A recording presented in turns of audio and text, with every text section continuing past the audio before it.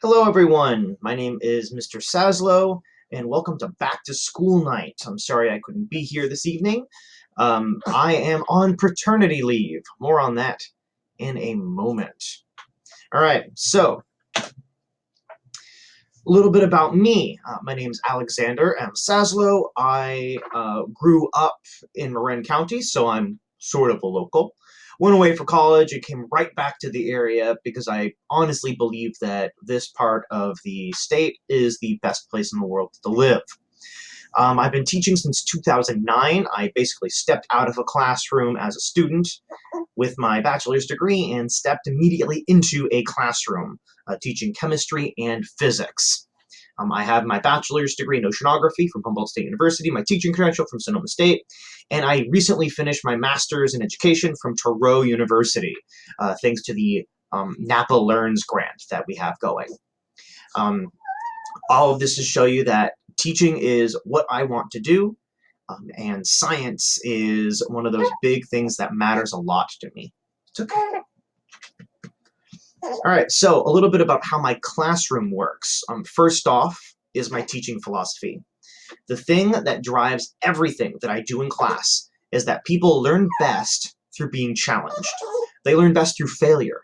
So if you try something and you don't get it right away and you're pushing yourself and you're trying to learn more, that's when the best learning is happening. So this leads to a lot of frustration among my students because it means that it looks like they're not doing well, when really they're doing quite well. It just takes a while. They need to struggle before they can get to the understanding. I grade everything to reflect that so that people struggling to understand stuff doesn't negatively affect their grade. I want everyone to struggle.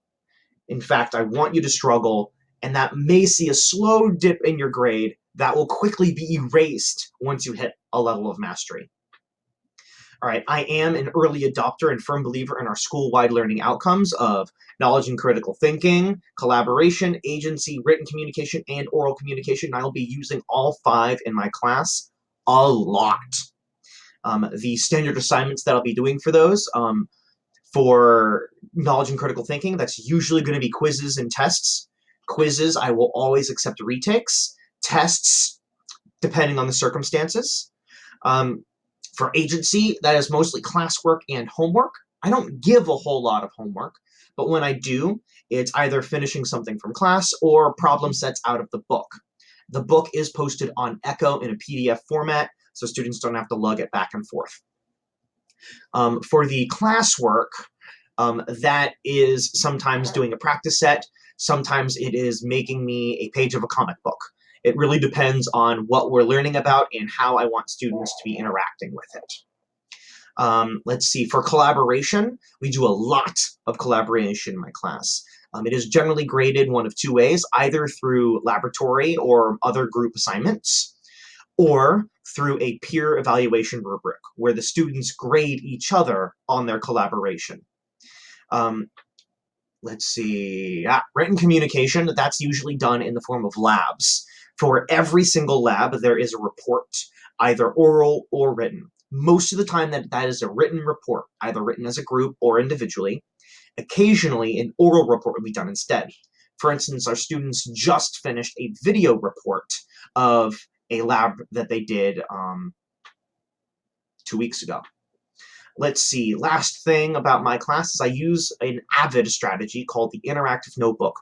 And what that means is that everyone's notebook looks the same.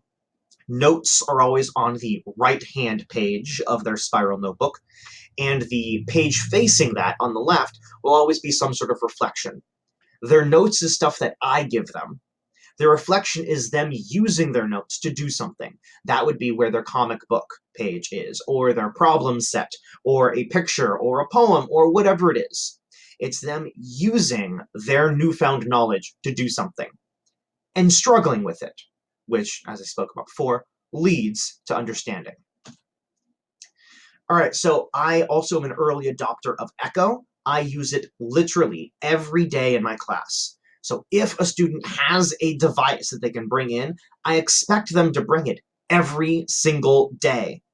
I don't make students carry around a book. I don't make students carry around a bunch of notebooks. All I really require is one spiral that they bring to class and a device. Phones are not acceptable devices because Echo just does not work well with it. What do I use Echo for? Well, every day we start class with an agenda. Every day I give all of my instructions via Echo. While I've been out, they've also been doing video lectures where I give them a video, much like what you're watching now, and they watch it through Echo. When I'm back, Echo will still be used for all of their instructions. I do not give out any handouts. Not a single piece of paper ever gets printed out and then handed to the students, except quizzes. Everything else, I just put it on Echo. It saves paper and it makes it impossible to lose. The last thing I use Echo for is handing stuff in. Whenever students do something that I am going to grade, they hand it in on Echo. So that could be their reflection, that could be a picture of their notes, that could be their homework, that could be their lab report. Anything that they are doing and getting a grade for, they're handing in on Echo. Also, what they're going to be doing on Echo are their quizzes. Not all of them, but most quizzes will also be on Echo. Because Echo, assuming I program it right, will automatically grade those quizzes, giving them their grade instantly and telling them what they still need to work on, which gives them more time to prepare for their retake and their test. All right, so the grading period does end at the end of the week. Grades will be updated in Echo by that time. Keep in mind that I do accept late work, so if students haven't done something and it's sitting there at a 0, I will still take it. That said, please don't flood my inbox on Sunday night with them. I really need it by Friday at the absolute latest. And then last is this thing. So if you're looking in Echo, and it says in the gradebook 0%, and then it has this icon. Let's talk about what that means. That paper icon means you handed something in, but I have not yet graded it. That 0 means you currently have a 0% in that grade because it was late.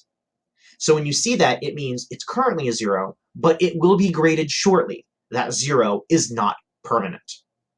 When that little mark goes away and it's still a 0, that's when you need to worry. All right, so I am on paternity leave, which is why I haven't been in class. I did do the first 2 weeks in school, then I left to help to take care of my child, who's currently sleeping. This is my son, Derek. My daughter, Miriam, is 2.5, and she's currently sleeping. At least I hope she's sleeping. She's at least quiet. And this is why I've been out. I took the full month that I'm allowed, and I will be returning next week. So I'll be back in the classroom before the test to help clear up any misconceptions, and then we'll be moving on. All right, last but not least, if you have any questions or concerns, you are always free to contact me. This is my email, and it is the best way to reach me.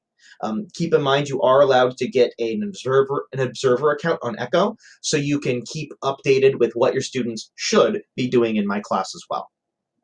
All right, I hope to meet you all in person soon, and have a great day.